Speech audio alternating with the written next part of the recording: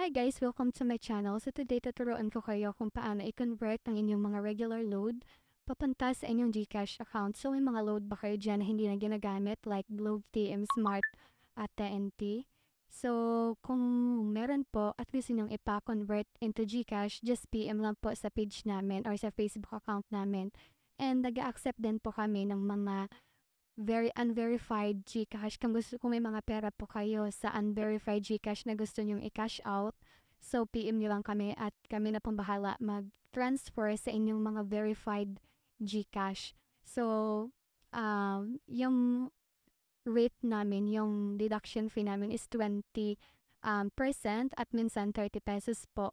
So like for example, nagpa-trade kayo ng 100 loads, so i-convert natin yan sa GCash 70 pesos. Kapag 1K naman is 970. So, just PM lang guys sa aming Facebook account. So, ito po yung Facebook account namin, Some Traders. So, ilalagay namin sa comment section at sa description ng video na to ang link para direct na kayo makapag-message para hindi kayo ma-scam. So, nandito na rin po yung mga proof namin.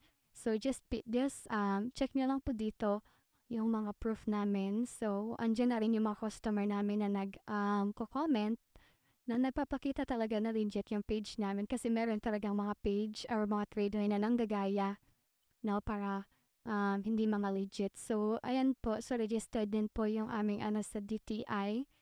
So, ayun na po bahala dyan check. So, just PM lang guys kasi always naman kami open. So, anytime makapag-reply kami sa inyo.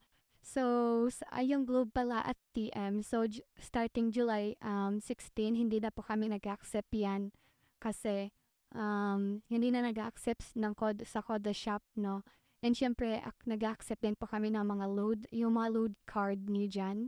So, pwedeng-pwede namin yan i-convert into GCash. So, yan lang po. So, hoping makapag-message kayo po sa Facebook account namin para matransfer na natin yan, yung mga load nyo into GCash money. So, thank you guys for watching.